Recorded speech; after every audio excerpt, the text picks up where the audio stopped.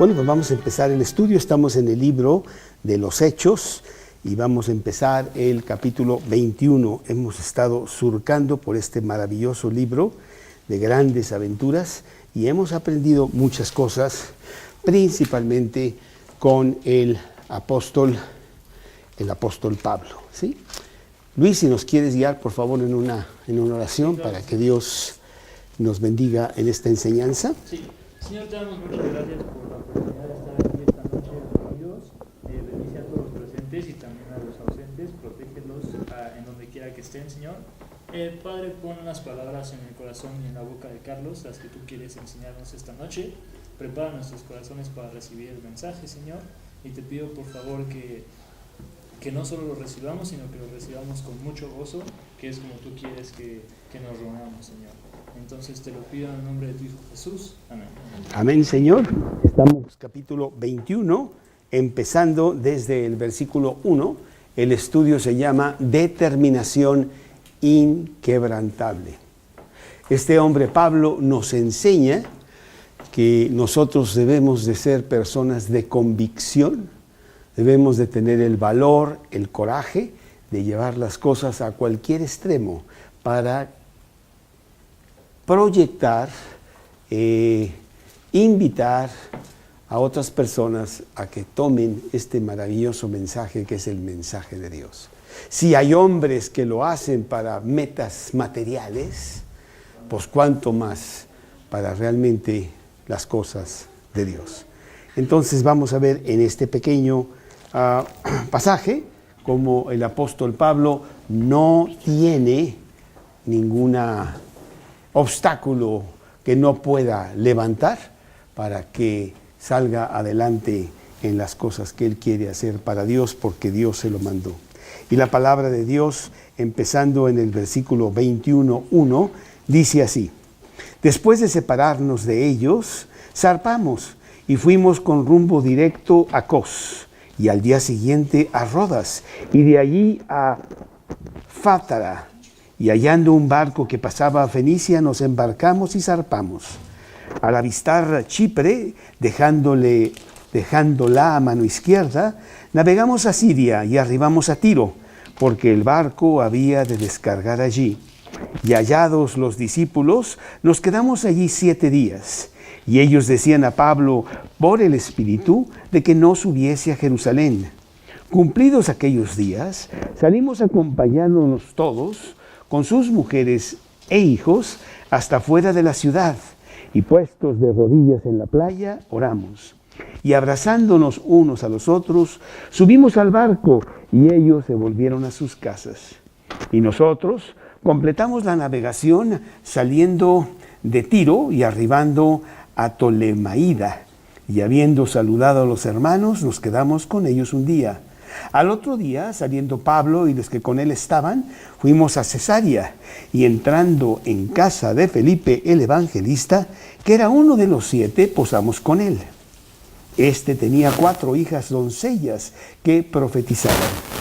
Y permaneciendo nosotros ahí algunos días, descendió de Judea un profeta llamado Agabo, quien viniendo a vernos, tomó el cinto de Pablo y atándose los pies y las manos, dijo: esto dice el Espíritu Santo, así atarán los judíos en Jerusalén al varón de quien es este cinto, y le entregarán en manos de los gentiles.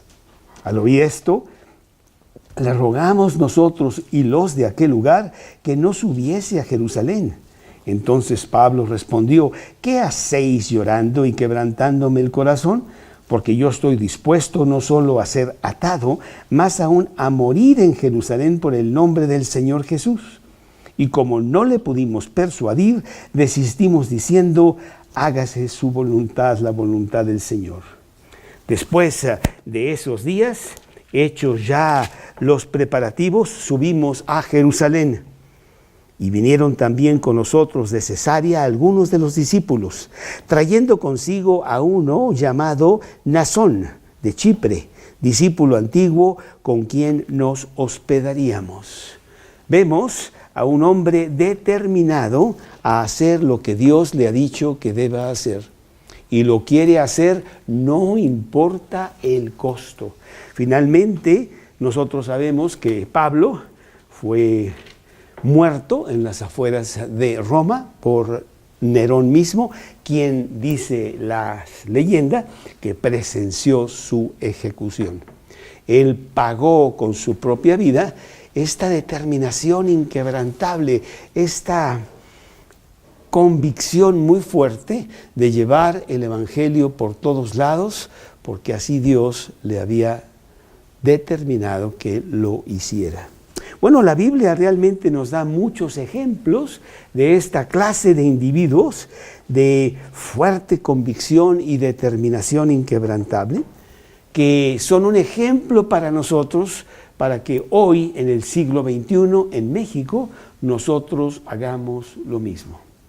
No estamos hablando de metas temporales, de acabar mi carrera, de finalmente tener la maestría o en esto, que bueno, loablemente se puede hacer y tener la convicción determinada de sí, voy a terminar la carrera y no quedarme a la mitad, porque a pesar de todas las tribulaciones y problemas, necesito ser un hombre que termina las cosas. Bien, pero aquí estamos hablando de cosas mucho más altas y mayores, que es el servicio a Dios, que es el ser realmente médicos de almas.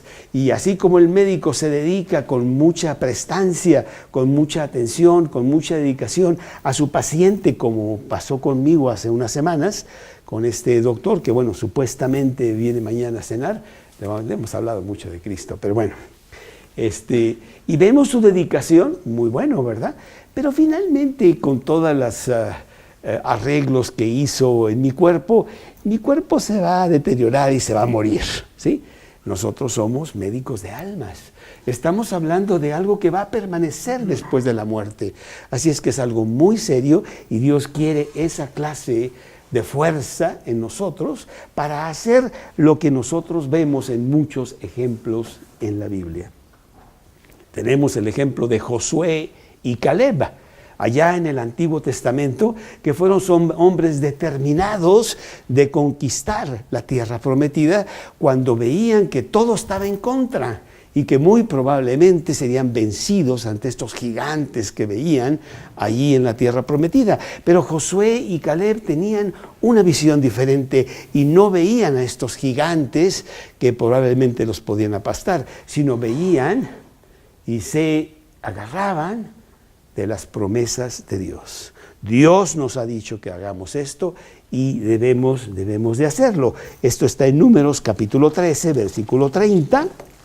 Números capítulo 13, versículo 30, que dice 13:30. Entonces Caleb hizo callar al pueblo delante de Moisés y dijo: subamos luego y tomemos posesión de esa tierra, porque más podemos nosotros que ellos, ¿sí? Y más adelante, en el capítulo 14, versículo 7, dice: y hablamos a toda la congregación de los hijos de Israel, diciendo: la tierra por donde pasamos para reconocerla es tierra en gran manera buena. Si Jehová se agradare de nosotros, Él nos llevará a esta tierra y nos la entregará, tierra que fluye leche y sangre. Por tanto, no seáis rebeldes contra Jehová, ni temáis al pueblo que de esta tierra, porque nosotros los comeremos como pan. Su amparo se ha apartado de ellos, y con nosotros está Jehová, no los temáis. Bueno, finalmente ellos fueron las dos únicas personas que pasaron a la tierra prometida, porque los demás se quedaron atrás, incrédulos de lo que Dios les había dicho, les daría, pero no tuvieron la convicción ante los diferentes obstáculos y fracasaron. Y Dios no quiere que seamos nosotros como ellos. Tenemos el ejemplo de David, un chico de 17 años que va y se enfrenta a este gran gigante que se llamaba Goliat, y que la verdad todo el mundo le temía. y no quería enfrentarse con Goliat. Y Goliat los desafiaba y les decía, ¿para qué tenemos una guerra entre todos estos dos ejércitos? Mejor mándenme a una persona y peleamos nosotros dos, y el que gane pues ya termina con la victoria total. Y no había nadie que se le enfrentara. Y este muchachito de 17 años que iba a visitar a sus hermanos y a llevarles comida, dice, ¿cómo es posible que este señor está blasfemando a los escuadrones del Dios viviente? ¿Verdad? El rey Saúl, que era un hombre muy poderoso y el más alto de todos, que más o menos a lo mejor se aproximaba a la altura de Goliat, le tenía miedo. Y entonces David dice, pues yo voy y yo me enfrento a él, porque yo no puedo admitir que este hombre esté blasfemando contra Dios. Esto lo vemos en 1 Samuel, capítulo 17, en donde Dios nos da este ejemplo poderoso para que nosotros lo tengamos en nuestro haber y verlo como un gran modelo, en donde Él, en este 1 Samuel, capítulo 17, versículo 32, Él se enfrenta finalmente a Goliat.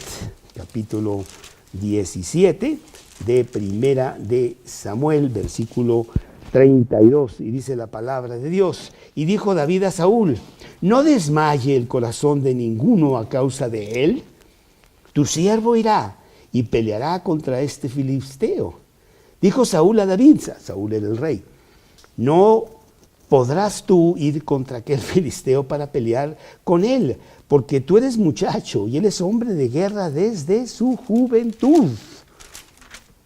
David respondió a Saúl, tu siervo era pastor de las ovejas de su padre, y cuando venía un león o un oso y tomaba alguno del cordero de la manada, salía yo tras él y lo hería y lo libraba de su boca, y si se levantaba contra mí, yo le echaba mano de la quijada y lo hería y lo mataba. Y así vemos a un hombre con gran determinación, con gran fuerza, que quiso seguir lo que Dios le decía. Y bueno, finalmente sabemos que él triunfa sobre Goliat.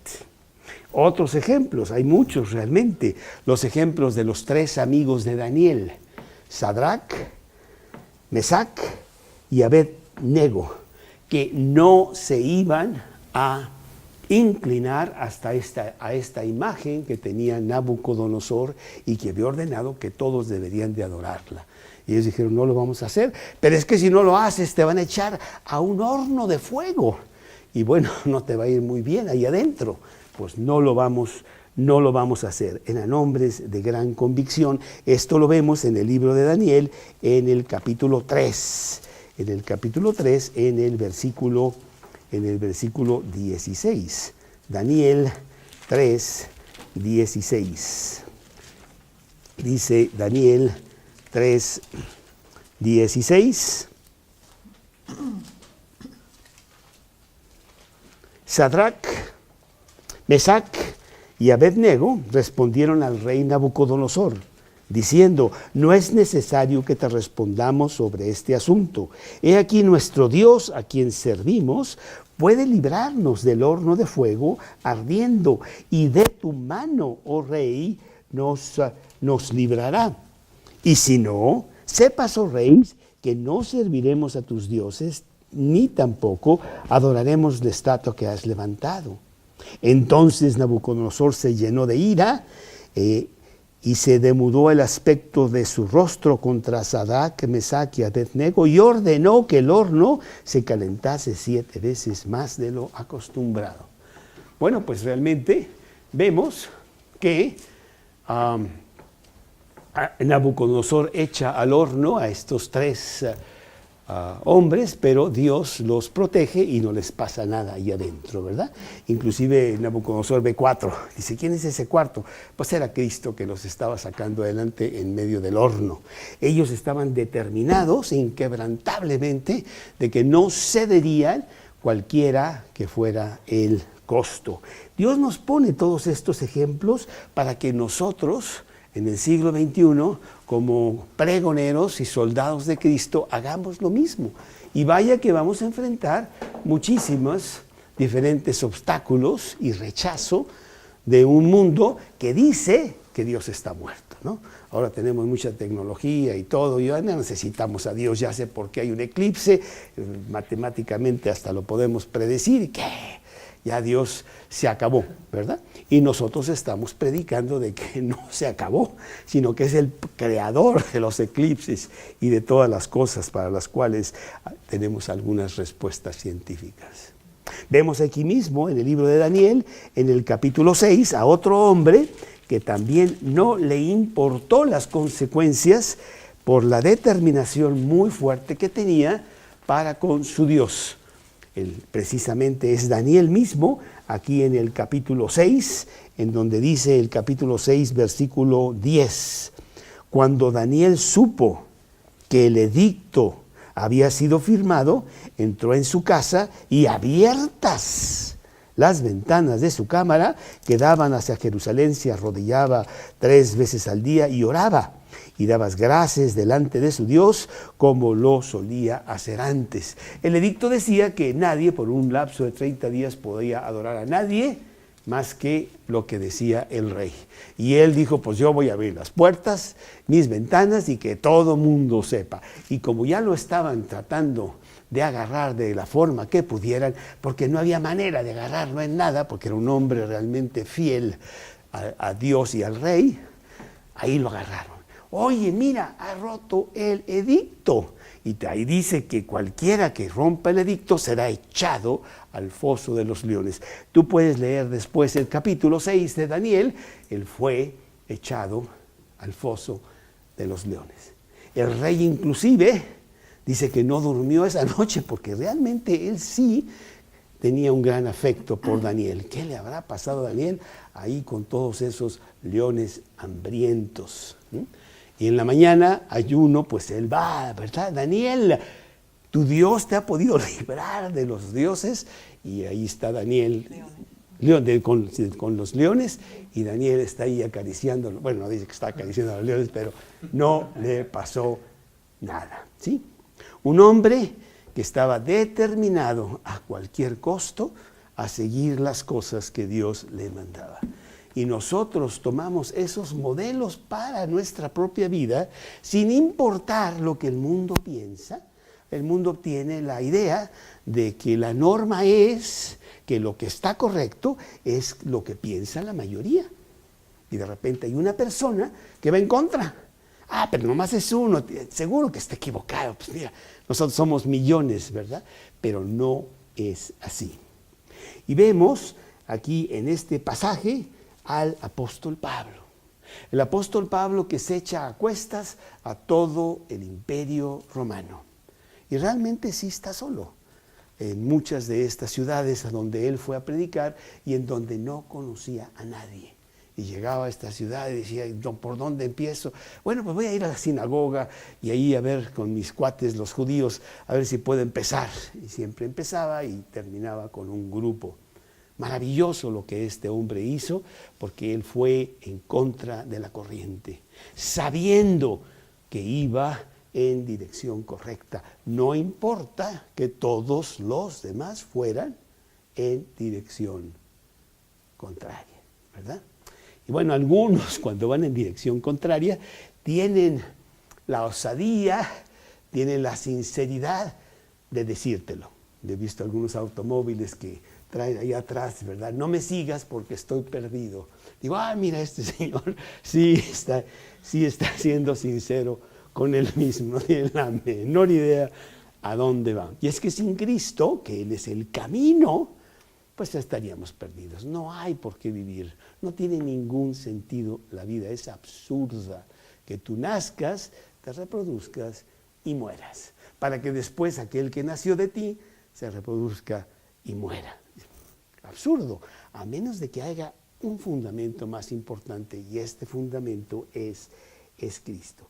Así que vemos a este señor, el apóstol Pablo, en donde él con mucha fuerza y a pesar de muchísimos obstáculos y problemas que tiene en su vida, él está dispuesto a morir inclusive para que el Evangelio se siga extendiendo.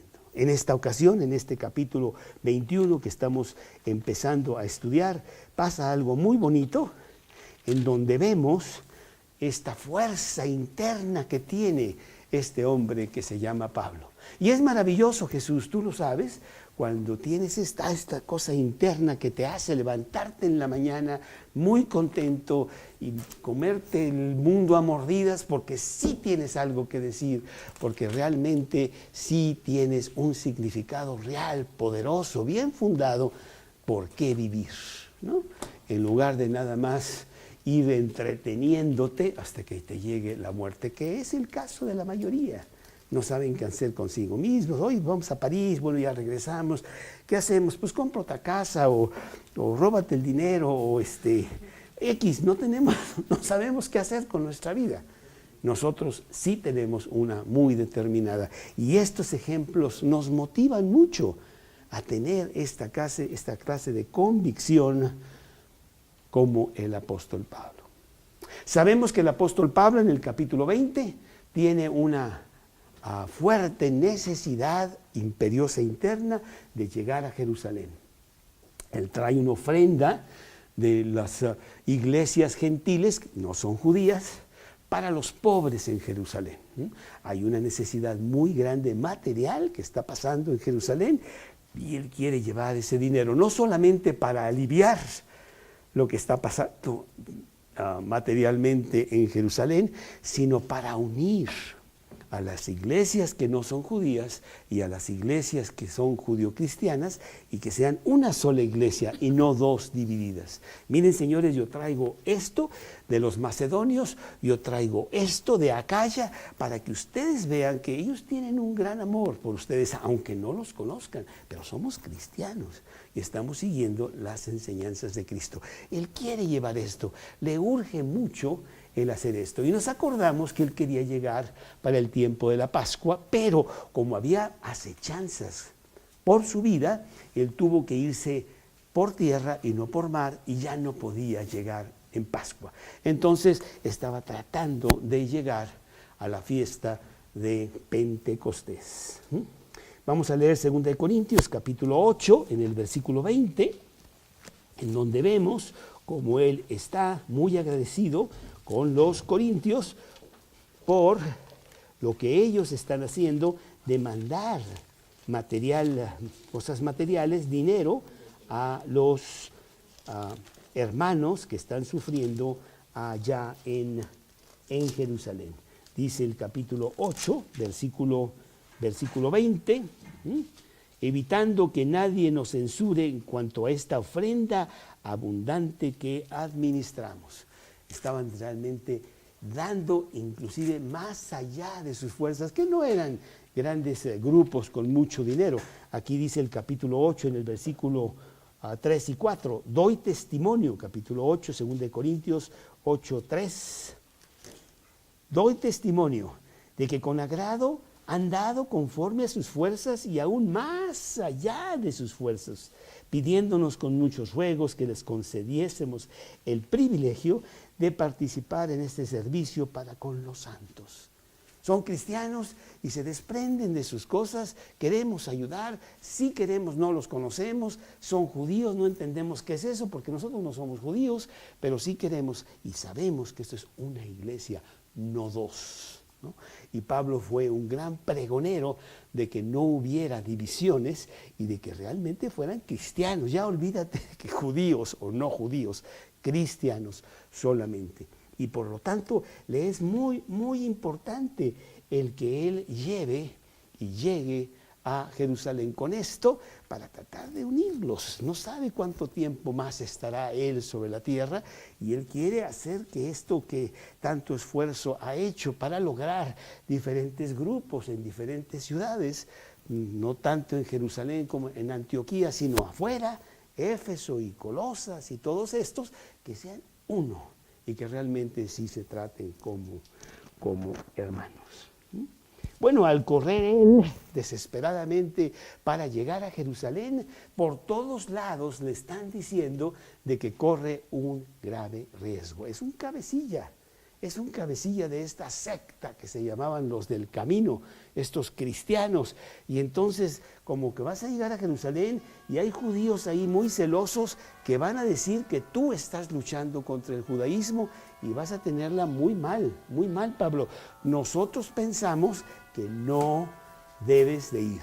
Esto lo vimos ya en el capítulo 20, la semana pasada, de cómo los efesios, el grupo de los efesios, que fue a encontrarlo ahí en Mileto porque no quiso ir a Éfeso, no tenía tiempo, vinieron ellos a la playa, ahí en Mileto, y ellos le dijeron, por favor, no vayas. Y entonces dice aquí en Hechos capítulo 20, versículo 23 y 24, salvo que el Espíritu Santo por todas ciudades me da testimonio diciendo que me esperan prisiones y tribulaciones. Hechos 20, 23 y 24. Pero de ninguna cosa hago caso, ni estimo preciosa mi vida para mí mismo, con tal de que acabe mi carrera con gozo y el ministerio que recibí del Señor Jesús para dar testimonio del Evangelio de la gracia de Dios. Dice, Dios me ha dado que yo haga esto y yo no estimo preciosa mi vida para mí mismo, lo que sea, yo tengo que ir. Y entonces por los efesios no pueden persuadirlo a que él siga con su camino a Jerusalén. Inclusive ahí en la playa pues hay una despedida muy emotiva, todo el mundo llorando porque ya no va a ver el rostro de Pablo. Bueno, en fin, y él dice, señores, pues lo siento, yo tengo que seguir. Y en este pasaje del capítulo 21 vemos 4 cosas de la determinación inquebrantable de este hombre, de la convicción tan fuerte que no lo va a parar nada para seguir la extensión del Evangelio. Lo primero que vemos es el propósito que él tiene. Y lo vemos en los primeros versículos del capítulo 21, versículos 1 al 3. Después de separarnos de ellos, de los efesios, zarpamos y fuimos con rumbo directo a Cos y al día siguiente a Rodas y de ahí a Pátara. Aquí me paro un segundo porque quiero hablar de esta palabra específica que se llama, la apunté por aquí, apospao, que más bien es apartarnos.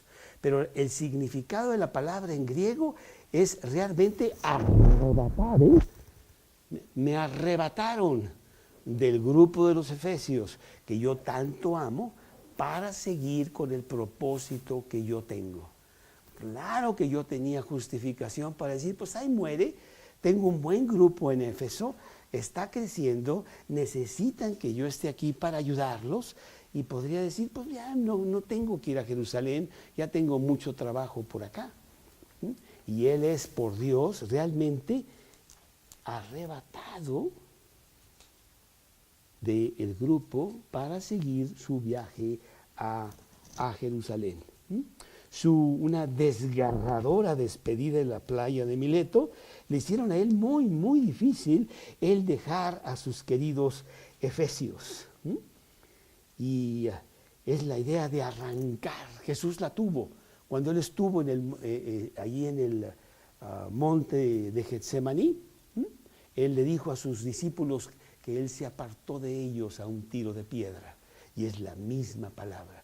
Él estaba sufriendo muchísimo porque venía ya el evento de la aprehensión de Jesús y luego su crucifixión, y iba a estar separado de sus discípulos amados por un tiempo, con unas perturbaciones y dudas y cuánto, y un revoltijo que iba a ir ahí. Y él usa esa misma palabra, apartándose un tiro de piedra de sus discípulos. Y es la palabra que vemos aquí, que Pablo, con mucha lucha interna, tiene que dejar un trauma grande para que él siga su camino. Y otra cosa que vemos, y no tengo el mapa exacto, es de que él ahora sí cruza el Mediterráneo, que es muy peligroso el cruzarlo. En lugar de ir costeando, que te va a llevar mucho más tiempo, pero más fácil desde el punto de vista de riesgo, él cruza el Mediterráneo para llegar más pronto y llega a Tiro. Dice aquí, y hallando un barco que pasaba a Fenicia, versículo 2 del capítulo 21, nos embarcamos y zarpamos.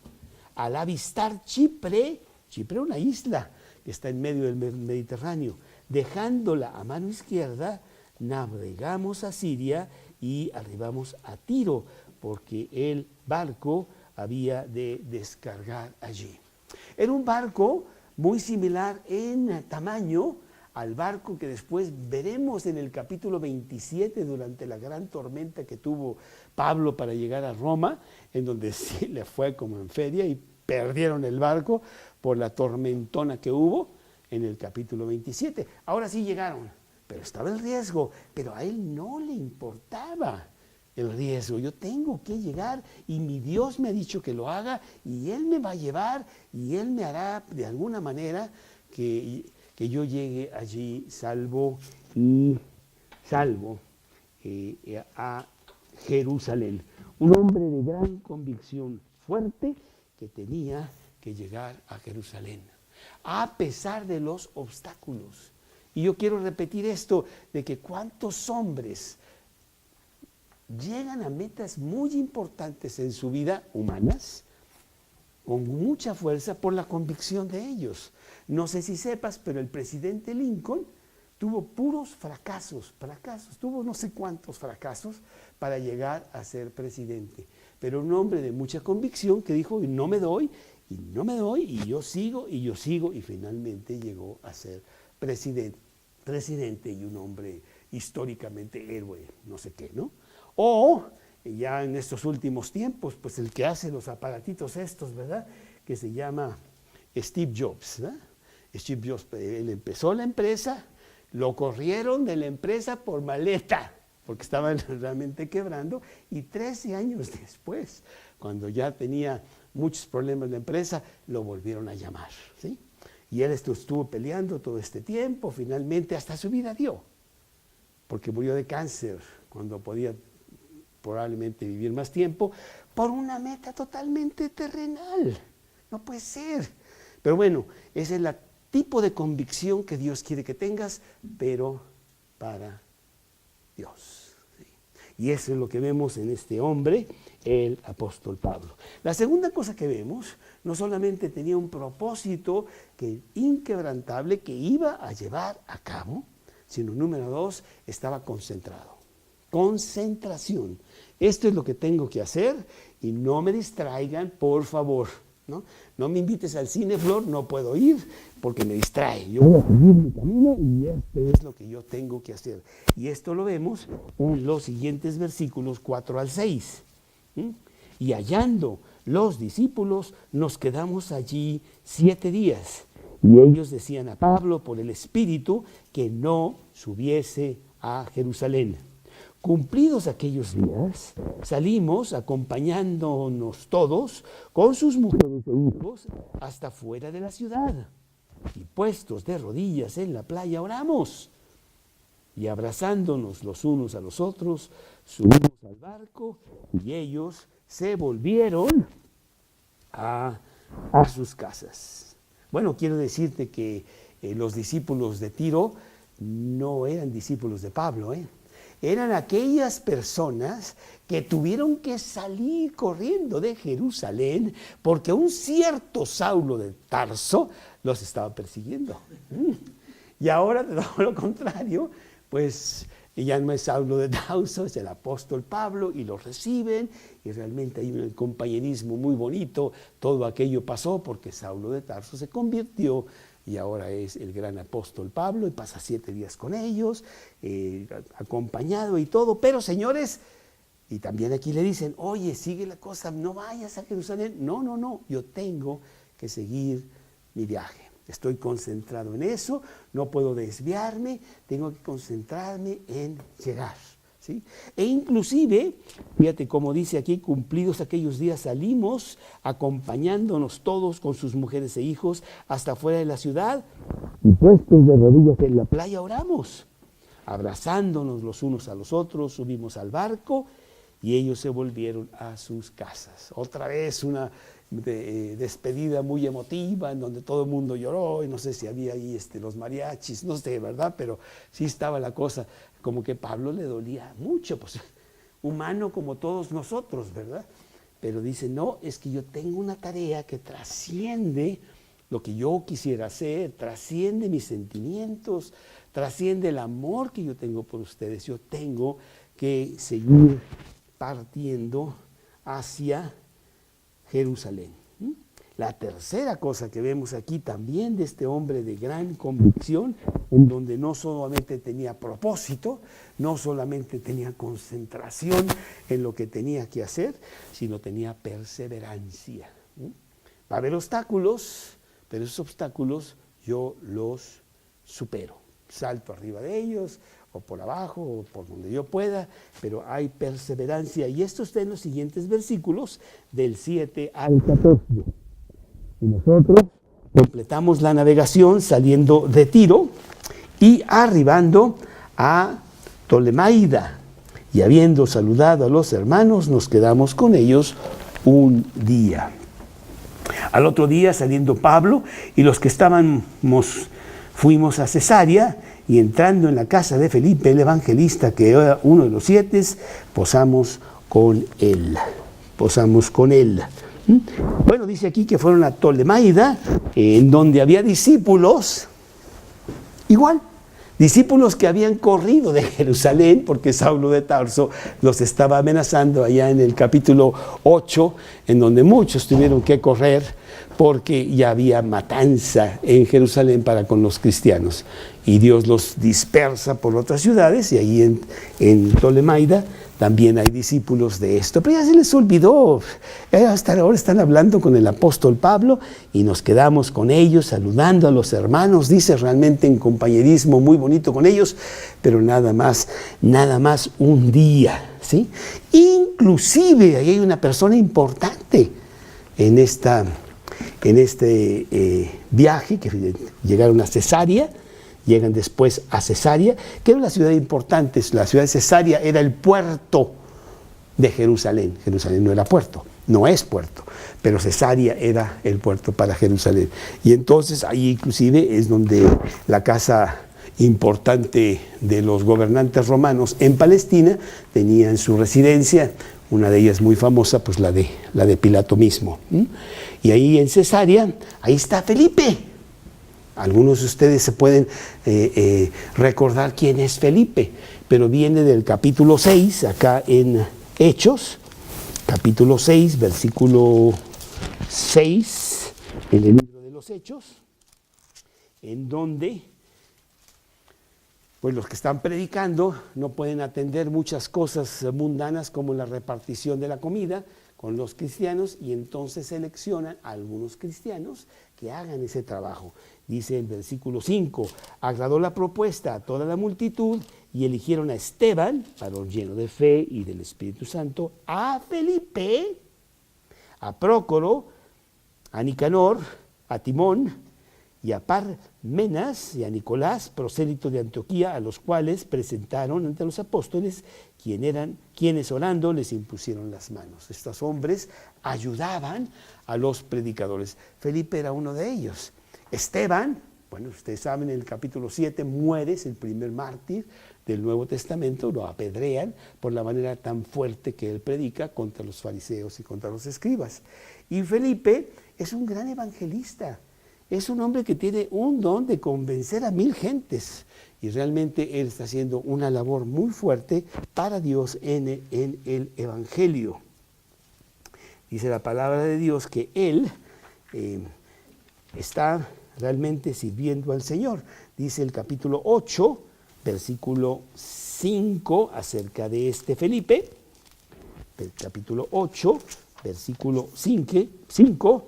Entonces Felipe, descendiendo a la ciudad de Samaria, les predicaba a Cristo. Bueno, él va a un lugar difícil, porque los samaritanos ni eran judíos, ni eran no judíos. Era ahí una mezcla rara y gente de segunda clase, según los judíos, pero él va ahí y tiene un exitazo realmente de predicar ahí en Samaria, porque él es una persona que tiene este don de ganarse a las personas para Cristo. Después lo vemos aquí mismo en el capítulo 8, pero en el versículo 26, cómo Dios lo saca de Samaria para un trabajo especial.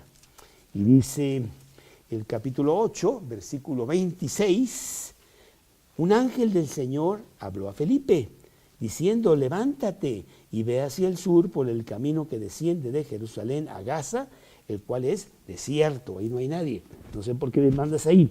Entonces él se levantó y se fue, y sucedió que un etíope, eunuco funcionario de Candace, reina de los etíopes, el cual estaba sobre todos sus tesoros, había venido a Jerusalén a adorar. Y tú puedes leer este pasaje, pero este eunuco se convierte con Felipe y lleva el evangelio, que después es un gran avivamiento allá en el norte de África, por Felipe, que le habla de Cristo, porque este señor es muy eficaz para el evangelio, Felipe el evangelista. Y dice al final de este libro, capítulo 8 de los Hechos, creo que es el último versículo, que Dios también lo quita de ahí, pues ese lugar estaba desierto, el eunuco ya se fue a su casa, y entonces dice el versículo 40 de Hechos, pero Felipe se encontró en Azoto y pasando anunciaba el evangelio en todas las ciudades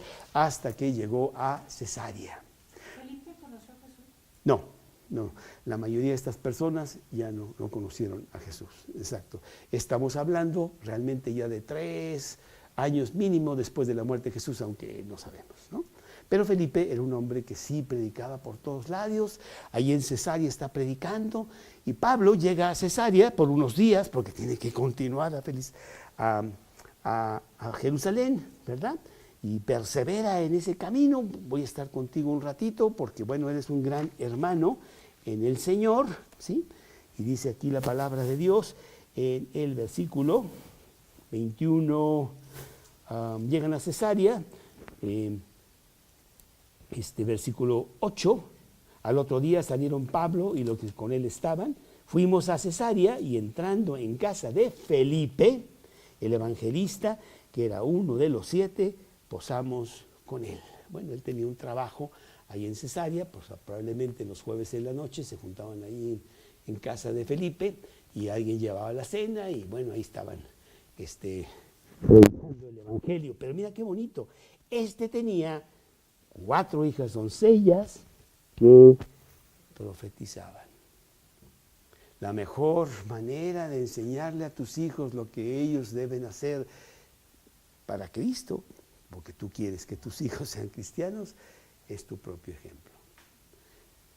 El papá Felipe se la pasaba predicando. ¿Qué crees que aprendieron sus hijas? Eran tremendas y hacían una gran labor para Cristo, las 4, al punto de que son mencionadas aquí, que servían al Señor. ¿Sí?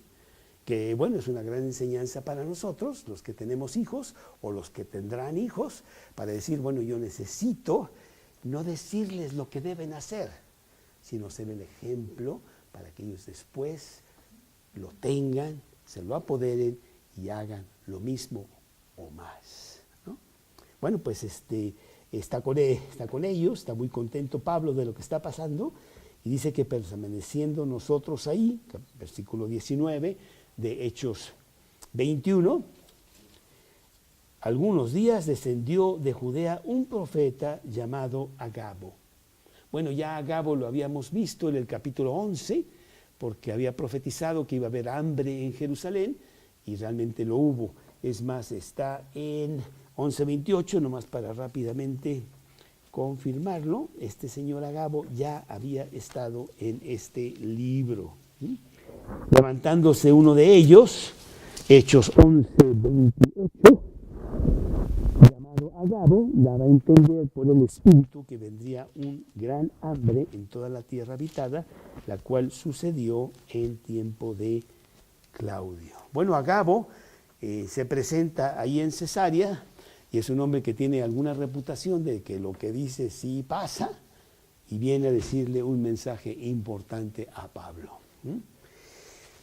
Muy concentrado Pablo, lo que tú me digas no me interesa, yo voy a seguir hacia Jerusalén, pero dice aquí, el versículo 11, viniendo a vernos, tomó el cinto de Pablo y atándose los pies y las manos, dijo, esto dice el Espíritu Santo, así atarán los judíos en Jerusalén al varón de quien es este cinto y le entregarán en manos de los gentiles. Pues nuevamente por todos lados le están diciendo a Pablo que va a enfrentar problemas en cuanto él llegue a Jerusalén.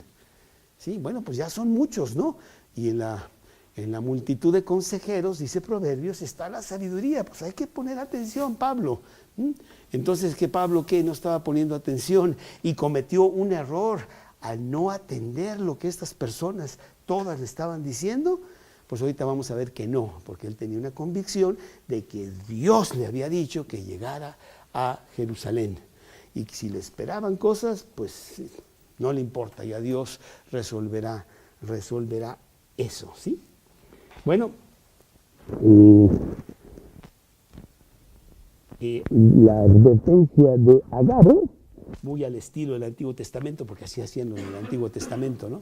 En donde me acuerdo de Jeremías, que también le agarran el cinto y le entierran el cinto, o es Ezequiel, le entierran el cinto y entonces ella saca el cinto y está todo podrido porque han pasado varios meses y dice, así le va a pasar a Israel. Y de esa manera pues pasaban un mensaje, ¿no? Y Agabo pues hace esta manera de hacerlo al estilo del Antiguo Testamento. ¿Y cómo responde Pablo? Pablo dice aquí nuevamente, con gran fuerza, con gran perseverancia. Es el versículo 12. Al oír esto, le rogamos nosotros y los de aquel lugar que no subiese a Jerusalén. ¿Quiénes son nosotros? Acuérdate que con nosotros está Lucas, que es el que está escribiendo el libro. El mismo Lucas le dice, oye, hermano, pues vamos a seguir juntos, ¿no? En lugar de que te maten a ti allá en Jerusalén. Entonces Pablo respondió, ¿qué hacéis llorando y quebrantándome el corazón?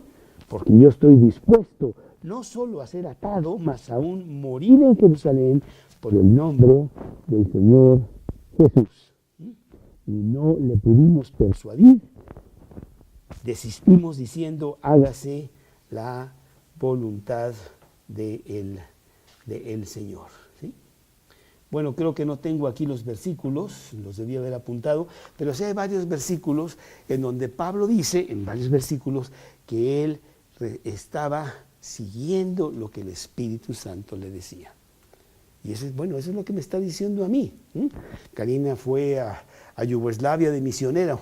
Yo nunca fui de misionero a Yugoslavia, ni iría, porque eso no me lo dijo a mí, y a ti te lo dijo. ¿Sí? Entonces tú tienes lo que Dios te dice a ti, y yo te puedo decir, pues no vayas a Yugoslavia, son puras broncas, se están dividiendo en 7 países diferentes, puras pistolas ahí, no sé qué, pero tú dices, no, Carlos, yo tengo que ir. O Daniel, el misionero que tenemos ahí en Alemania, en donde todo estaba en contra de que no fuera, principalmente el dinero. Como tú sabes, Luis, pues en Alemania están un poquito caras las cosas, y ellos se fueron sin dinero. Inclusive su esposa Claudia estuvo a punto de morir por no tener dinero, allá en 1987-88.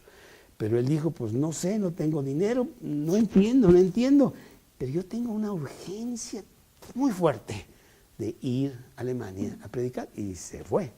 Creo que se fueron en una lanchita porque ni para el avión tenían, no es cierto, sí se fue en avión, pero bueno, sí sufrieron mucho, ¿sí? Y es la convicción que nosotros debemos de tener para con Cristo. No sé qué quiera Dios para ti, pero te lo dirá, y yo voy a servir a Cristo, lo voy a servir diario. No es nada más venir al grupo los jueves y aprender un versículo, irme a mi casa, y más o menos ser cristiano. Dios, concédeme esto, Dios, dame aquello. Está bien todo eso, pero Dios quiere mucho, mucho más. Dios quiere que nosotros seamos los predicadores de Cristo en este tiempo. Y para eso se necesita esta clase de convicción, Número 4, propósito. El 3 se llamó perseverancia. Propósito, concentración, perseverancia. Y el 4 es muy importante, Ejemplo.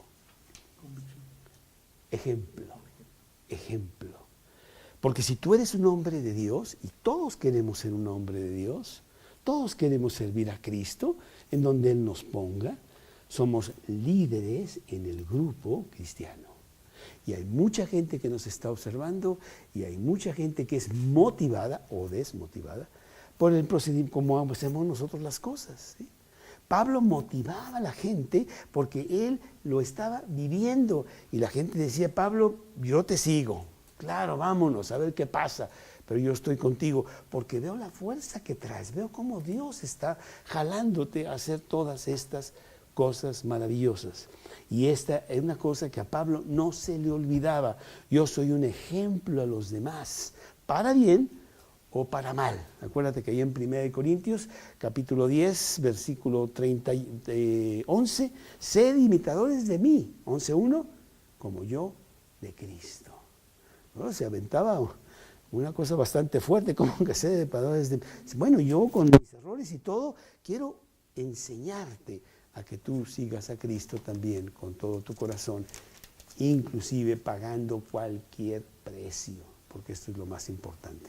Y él lo estaba haciendo, y lo vemos en los últimos versículos, que son el 15 y el 16, en donde dice, después de esos días, hechos ya los preparativos, salimos a Jerusalén.